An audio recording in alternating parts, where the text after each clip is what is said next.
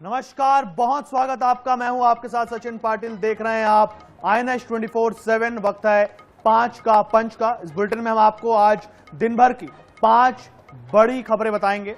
शुरुआत करेंगे अमेरिका और भारत की खबर से। तो डोनाल्ड ट्रंप ने एक बार फिर अमेरिका और भारत के ट्रेड रिलेशंस को लेकर बड़ा बयान दिया है और उन्होंने प्रधानमंत्री मोदी की तारीफ भी की है इसमें। दूसरी खबर हम आपको बताएंगे पटना से, जहां खान सर के गार्ड्स के बयान के बाद खान सर पर आर्म्स एक्ट के तहत FIR दर्ज कर ली गई है। तीसरी खबर NEET UG paper leak case से रहेगी। नीट मामले पर सवाल उठाते हुए पूर्व मुख्यमंत्री दिग्विजय सिंह ने प्रधानमंत्री नरेंद्र मोदी को पत्र लिखकर 8 सालों में हुई परीक्षाओं में गड़बड़ियों और उन पर की गई कार्रवाई पर श्वेत पत्र मांगा है। चौथी खबर बीजेपी के महाअभियान से। मोदी सरकार के 12 साल पूरे होने पर बीजेपी महाजन संपर्क अभियान चला रही है। अभियान के तहत भारतीय जनता पार्टी लोगों के घर तक जाएगी और उपलब्धियों का बखान करेगी। पांचवी खबर ये डिस्टर्बेंस की खबर है, पूरे भारत में ये चल रही है। ये खबर है पंजाब के मोहाली से। यहां ब्रेकअप से नाराज पूर्व प्रेमी ने युवती की उसके ऑफिस में जाकर चाकू से गोदकर हत्या कर दी। तो ये 5 खबरों पर बात होगी। ये विंडो आप देख रहे हैं 5 खबरों का। बीच में जो आप विंडो देख रहे हैं सबसे बड़ा प्रधानमंत्री नरेंद्र मोदी और डोनाल्ड ट्रंप की तस्वीर आप देख रहे हैं। हालांकि ऐसा बयान जो ट्रंप ने दिया है वो बयान पहली बार नहीं दिया है, वो कई बार इस तरीके से बयान दे चुके हैं।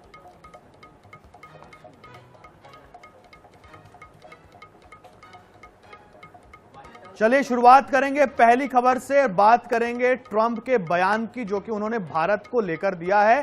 भारत के साथ जो उनका व्यापार समझौता है उसको लेकर के दिया है। उन्होंने इसमें प्रधानमंत्री नरेंद्र मोदी की तारीफ भी की है। क्या है पूरी खबर, चलिए आपको बताते हैं। तो अमेरिकी राष्ट्रपति डोनाल्ड ट्रंप ने भारत के साथ व्यापार को लेकर बड़ा बयान दिया है। उन्होंने कहा कि लंबे समय तक भारत ने अमेरिका पर ऊंचे टैरिफ लगाए और उसका फायदा उठाया। ट्रंप ने दावा किया कि अब स्थिति बदल गई है और अमेरिका भारत से अच्छी कमाई कर रहा है। ट्रंप ने आगे कहा कि अमेरिका और भारत के बीच जल्द ही एक बड़ा व्यापार समझौता भी हो सकता है, क्योंकि मैं मोदी को बहुत पसंद करता हूं। ये देखिए, ये कहा है अमेरिकी राष्ट्रपति ने। उन्होंने आगे कहा, मोदी मेरे बहुत अच्छे दोस्त हैं, हमारे संबंध अच्छे हैं, हम एक दूसरे को अच्छी तरह समझते हैं। ट्रंप का यह बयान ऐसे समय में आया है जब अमेरिका की एक टीम हाल ही में नई दिल्ली में भारत सरकार के अधिकारियों के साथ कई दौर की बातचीत कर चुकी है।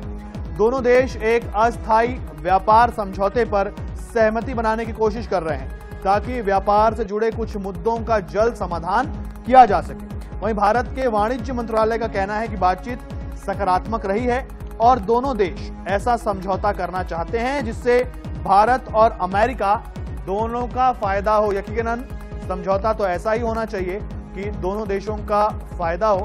हालांकि डोनाल्ड ट्रंप ने जो बयान दिया है, ये बयान उन्होंने पहली बार नहीं दिया है, इसके पहले भी वो इस तरह के बयान दे चुके हैं। हमारे साथ में विदेश मामलों की जानकार डॉक्टर ब्रह्मदीप अलूने हमारे साथ में हैं।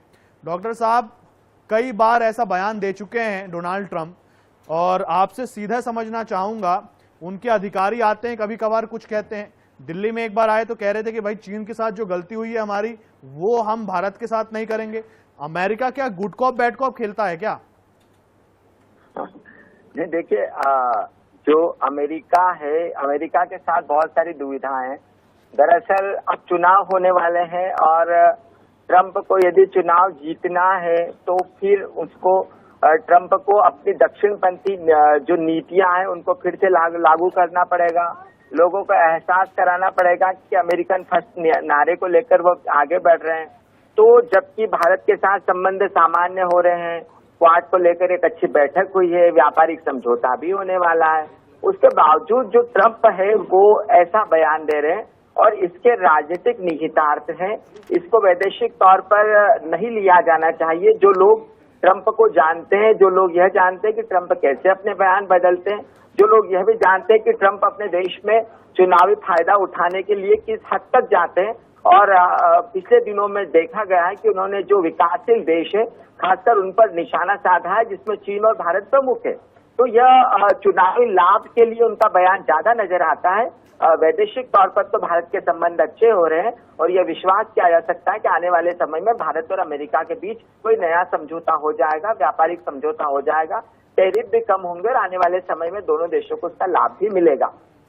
डॉक्टर साहब, इसको एक स्टेप थोड़ा आगे बढ़ाएंगे। देखिए, क्वाड की बैठक भी अमेरिका करता है और बढ़ चढ़कर उसमें हिस्सा भी लेता है, लेकिन भारत का जब अमेरिका के साथ विवाद होता है तो वो भारत का जब पाकिस्तान से विवाद होता है तो वो पाकिस्तान की तरफ उसके खेमे में जाता हुआ दिखाई देता है। ईरान से टकराव चल रहा है तो वो पाकिस्तान का साथ ले रहा है, उसकी मदद ले रहा है। तो ऐसे में अमेरिका की भूमिका क्यों क्लियर नहीं हो पा रही है? देखिए, आप जब अमेरिका से वैदेशिक संबंध रखते हैं तो आपको एक बात बहुत क्लियर होना चाहिए कि अमेरिका के जो हित होते हैं वो बहुपक्षीय हित होते हैं। भारत से उसके रणनीतिक हित है, भारत से उसके आर्थिक हित है। लेकिन यदि आप पाकिस्तान की बात करेंगे तो फिर पाकिस्तान को अमेरिका सैन्य संसाधन की तरह उपयोग करता है, कर भी रहा है। इस्लामिक देशों पर से सामंजस्य बिठाने के लिए उनके लिए पाकिस्तान एक सैन्य संसाधन से कुछ ज्यादा कम नहीं है। वह जब चाहे तब पाकिस्तान के साथ खेल सकता है या वो पाकिस्तान को अलग भी कर देता है।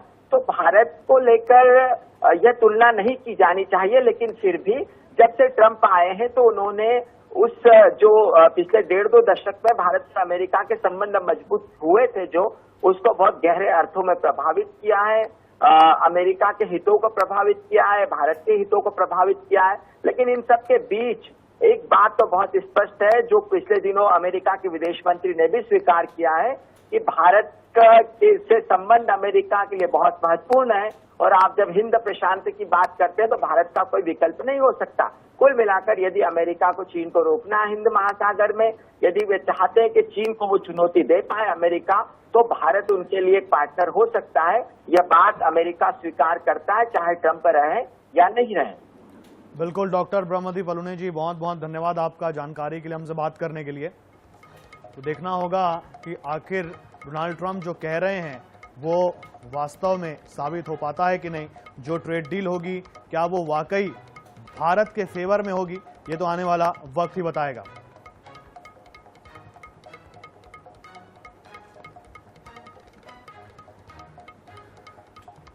चलिए दूसरी खबर आपको बताएंगे। एजुकेशनिस्ट और यूट्यूबर खान सर से जुड़ी हुई ये खबर है। उनके खिलाफ एफआईआर दर्ज कर ली गई है।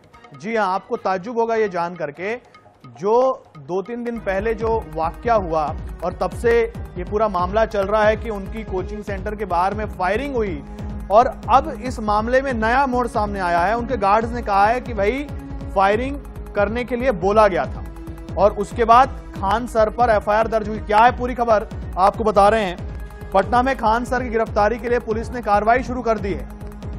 कदम कुआं थाने में फैजल खान उर्फ खान सर के खिलाफ हत्या की कोशिश और आर्म्स एक्ट के तहत केस दर्ज किया गया है। खान सर के गार्ड्स ने पुलिस को बयान दिया है कि उन्होंने हमें कहा तुम गोली चलाओ बाकी हम देख लेंगे। इसी आधार पर पुलिस ने खान सर के खिलाफ एफआईआर दर्ज की है। भारतीय न्याय संहिता की धारा 109 के तहत यह केस दर्ज किया गया है। इसमें 10 साल तक की जेल और जुर्माने का प्रावधान है। इसमें अग्रिम जमानत भी नहीं मिल सकती है। एफआईआर के बाद खान सर की कोचिंग पर उनके वकील पहुंचे। उधर लॉ एंड ऑर्डर को लेकर आईजी ऑफिस में पुलिस की हाई लेवल मीटिंग हुई। पुलिस ने छात्रों से अपील की कि वो किसी कोचिंग सेंटर के बहकावे में ना आए। हालांकि खान सर ने कहा है कि एफआईआर की जानकारी मुझे नहीं है, मैं जांच में पूरा सहयोग करूंगा। उन्होंने कहा कि सेल्फ डिफेंस में गार्ड्स ने फायरिंग की है, उनकी एजेंसी इस बात को देखेगी। बता दें कि 2 जून की रात पटना स्थित खान सर की कोचिंग पर हमला हुआ था। घटना के दौरान उनके बॉडीगार्ड्स के फायरिंग किए जाने का वीडियो सामने आया था। मामले में पुलिस पहले ही दोनों बॉडीगार्ड्स को गिरफ्तार कर जेल भेज चुकी है और खान सर से भी पूछताछ की जा चुकी है। अब पुलिस के बयान पर दर्ज एफआईआर में खान सर को नामजद आरोपी बनाया गया है। तो ये देखिए, जिस दिन ये हमला हुआ और उस दिन खान सर का जो बयान सामने आया था उसमें उन्होंने क्लियर कहा था कि बाजू के जो कोचिंग वाले हैं उन्होंने ये हमला करवाया है। वरिष्ठ पत्रकार कुंदन कुमार हमारे साथ में इस पर। कुंदन जी, आपसे जानना चाहेंगे कि जिस दिन ये वाकया हुआ उस दिन तो खान सर ने कहा था कि भाई बाजू वाले जो कोचिंग वाले हैं उन्होंने ये हमला करवाया है, उन्होंने कहा कि फायरिंग हुई। उसके बाद उन्होंने कहा कि भाई हमें ऐसा लगा कि फायरिंग हुई।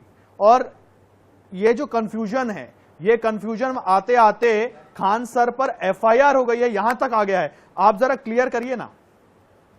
देखिए सचिन जी, निश्चित तौर पर जो मामला था उस मामले को लेकर प्रथम दृष्टया अगर देखें तो खान सर ने जो कहा था देर रात जिस दिन घटना हुई थी, वो अपने बयान से सुबह होते होते पलट गए थे। और पलटने के बाद उन्होंने साफ साफ कहा कि देखिए मतलब फायरिंग जो है वो फायरिंग की उन्होंने चर्चा ही छोड़ दी। रात में उन्होंने कहा था कि जो दूसरे कोचिंग के लोग हैं उन्होंने फायरिंग किया था और सुबह फायरिंग की चर्चा छोड़ दी। लेकिन जो ज्ञान बिंदु कोचिंग के जो लोग हैं, जो स्टाफ है, उन्होंने प्रेस कॉन्फ्रेंस किया और एक वीडियो जारी किया।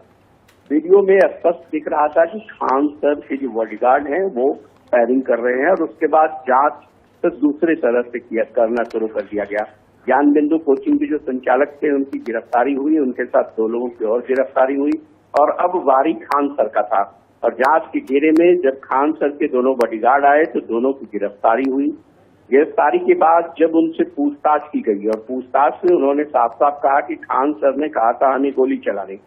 उसके बाद कदम कुआं थाना में केस रजिस्टर्ड किया गया और खान सर का भी नाम उसमें दिया गया। धारा बीएनएस की धारा 109, 25/9 और अगर हम बात करें तो 27/35 ये सब धाराएं खान सर पर भी लगाई गई है। अभी कुछ देर पहले जो पुलिस के आला अधिकारी हैं वो बैठक कर रहे थे और बैठक के बाद जब जो पटना के एसएसपी है कार्तिकेय शर्मा वो बाहर निकले तो उन्होंने साफ साफ कह दिया कि भाई इसमें जांच हो रही है और जो भी दोषी होंगे एक भी दोषी बख्शे नहीं जाएंगे। तो निश्चित तौर पर अब मामला उलट पड़ गया है सचिन जी, जो पहले था और उसके बाद 2 दिन में जिस तरह से घटनाक्रम हुआ है उसको आप अगर देखिए तो मामला पूरी तरह से उलट हो गया है।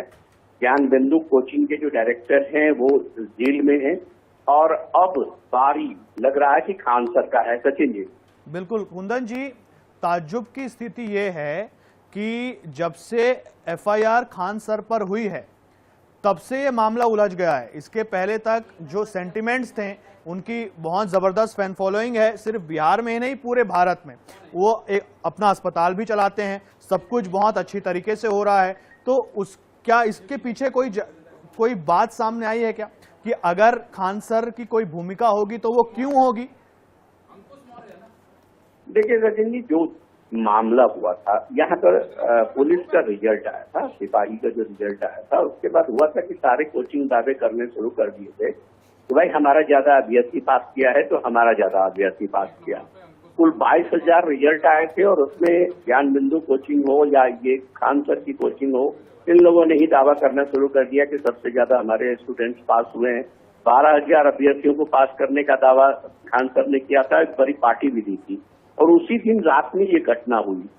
तो कहीं न कहीं आपसी वर्चस्व की लड़ाई अगर हम कहें तो वहां पर कोचिंग जो पटना में कोचिंग चलाने वाले लोग हैं उनके बीच पहले से था और वही देखने को मिला है। तो इसमें कहीं भी किसी भी तरह की और नई बात नहीं है। बात सिर्फ यही है कि जो कोचिंग है राजधानी पटना में बेलगाम कोचिंग संस्थान है और उसमें अभ्यर्थी भी बहुत ज्यादा संख्या में आते हैं। हाल में ही एक जब रिजल्ट आया था इंजीनियरिंग का तो कोचिंग संस्थान ने अपना नाम बच्चा का दे दिया था, जबकि दूसरे कोचिंग संस्थान का। तो इस तरह की घटनाएं यहाँ होती रहती है और उसी का परिणाम यह है। और कहीं न कहीं देखिए जिस तरह पुलिसिया जांच में सामने आ रहा है सब कुछ, खान सर पर एफआईआर दर्ज हुआ है और पुलिस कह रही कि भाई देख रहे हैं कि दोषी हैं कि नहीं, अगर दोषी होंगे तो उनकी गिरफ्तारी भी होगी। जी, देखना होगा अब जांच में क्या सामने आता है। कुंदन जी, जानकारी के लिए बहुत धन्यवाद आपका।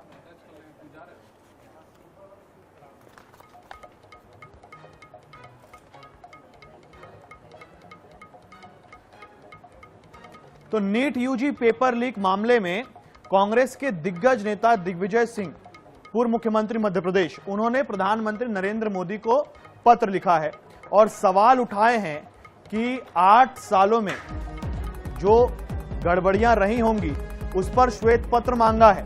श्वेत पत्र एक दस्तावेज, आप इसको ऐसा समझिए, जो किसी भी स्थिति को साफ करने के लिए मांगा जाता है या साफ करने के लिए जारी किया जाता है। पूरी खबर क्या है कांग्रेस नेता दिग्विजय सिंह ने प्रधानमंत्री मोदी को पत्र लिखकर नीट यूजी पेपर लीक मामले पर एनटीए की ट्रांसपेरेंसी पर सवाल उठाए हैं। उन्होंने पिछले 8 सालों में हुई परीक्षाओं में गड़बड़ियों और उन पर की गई कार्रवाई पर श्वेत पत्र मांगा है।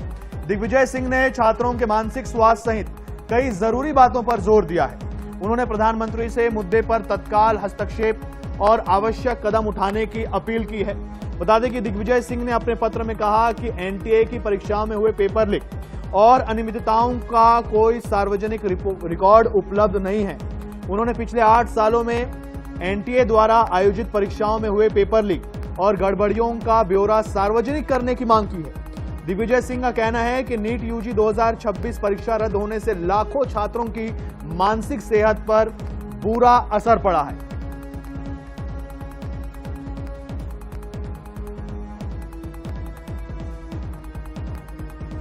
सहयोगी अंकुश मौर्य हमारे साथ में है इस पर।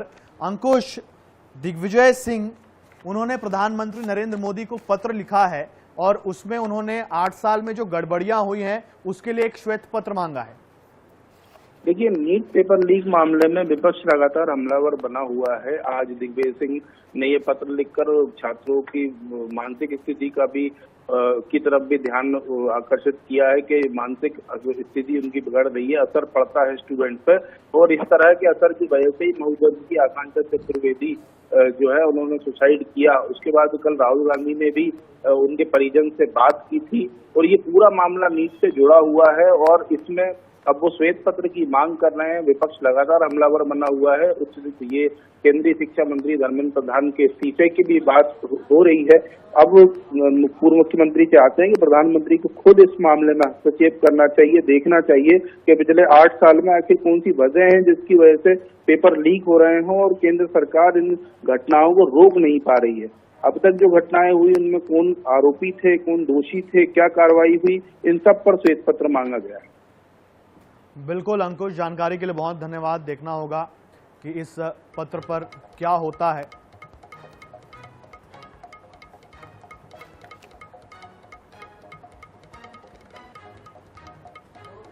तो भारतीय जनता पार्टी की केंद्र की सरकार के 12 साल पूरे हो चुके हैं और इसे लेकर छत्तीसगढ़ भाजपा एक महा अभियान चला रही है और इस अभियान के तहत भारतीय जनता पार्टी केंद्र सरकार की योजनाओं को लोगों तक पहुंचाएगी, उसकी जानकारी देगी। क्या है पूरी खबर, आपको बताते हैं। केंद्र में भाजपा सरकार के 12 साल पूरे होने के अवसर पर आज से छत्तीसगढ़ में भाजपा का महा जनसंपर्क अभियान शुरू हो गया है। यह अभियान 21 जून तक प्रदेश भर में चलाया जाएगा। इसके तहत मुख्यमंत्री, सांसद, विधायक और पार्टी के वरिष्ठ नेता सीधे जनता के बीच पहुंचकर केंद्र सरकार की उपलब्धियों और योजनाओं की जानकारी देंगे। अभियान की औपचारिक शुरुआत आज से हुई है, जबकि 10 जून को सभी जिला मुख्यालयों में प्रेस कॉन्फ्रेंस आयोजित की जाएगी। इसके साथ ही प्रोफेशनल मीट कार्यक्रमों का भी आयोजन होगा। 12 से 14 जून तक मंडल स्तर पर संकल्प सभाएं आयोजित की जाएंगी। वहीं 15 से 17 जून तक गांव, बस्ती और बूथ स्तर पर चौपाल कार्यक्रम होंगे। 21 जून को बड़े पैमाने पर अंतर्राष्ट्रीय योग दिवस मनाया जाएगा। वहीं कांग्रेस के 12 साल के कार्यकाल को लेकर सवाल उठाने पर डिप्टी सीएम अरुण साव ने पलटवार किया है और कहा है कि कांग्रेस पार्टी अफवाह फैलाने का काम करती है। महामारी के बाद पीएम मोदी ने देश की अर्थव्यवस्था संभाली। विशेष संवाददाता गौरव शर्मा हमारे साथ में है। गौरव, 12 साल पूरे हो चुके हैं केंद्र सरकार के, भारतीय जनता पार्टी की केंद्र सरकार के, और उपलब्धियों को बताने के लिए छत्तीसगढ़ बीजेपी बड़ा अभियान चला रही है। अभियान छत्तीसगढ़ भाजपा की घर घर अभियान का शुरुआत जो है वो आज से हो गया है। आज विश्व पर्यावरण दिवस के अवसर पर आयोजन किए गए। इसी के साथ साथ 12 से 14 जून तक मंडल स्तर पर 15 जून तक ग्राम, बस्ती और बूथ स्तर तक चौपाल लगेगी और 17 जून से 20 जून तक योग दिवस की तैयारी होगी। 21 जून को योग दिवस मनाया जाएगा। इस दौरान आज से जो 21 जून तक कार्यक्रम होंगे, इसमें मुख्यमंत्री विष्णुदेव साय, प्रदेश भाजपा अध्यक्ष किरण सिंहदेव से लेकर जो सभी मंत्रीगण है, विधायकगण है, सांसदगण है, सभी जनप्रतिनिधि जो है वो घरों में लोगों के जाएंगे और लोगों के घरों में जाकर जिस तरह से केंद्र सरकार के 12 वर्षों की जो यात्रा रही है सफलताएं हैं, उपलब्धियां हैं, उसकी जानकारी जनता को देंगे। और ये बेहद महत्वपूर्ण कार्यक्रम होने जा रहा है। एक तरफ सरकार की ओर से जहां सुशासन तिहार का आयोजन किया जा रहा है, दूसरी ओर भारतीय जनता पार्टी अब घर घर चलो अभियान की शुरुआत करने जा रही है, जिसके तहत अब सभी घरों तक पहुंचकर कुल मिलाकर केंद्र सरकार की योजनाओं को बताने का कार्यक्रम तो है ही, लेकिन इसी के साथ साथ मिशन 2028 को देखते हुए भी इसे बेहद महत्वपूर्ण माना जा रहा है, क्योंकि शासन की योजनाओं को बताएंगे और साथ ही साथ जो हितग्राही हैं उनसे भी सीधा संवाद किया जाएगा कि कौन कौन सी योजनाओं का लाभ ले पा रहे हैं। तो इस तरह से जो कार्यक्रम होने जा रहा है वो बेहद महत्वपूर्ण है। जी बिल्कुल गौरव, जानकारी के लिए बहुत धन्यवाद।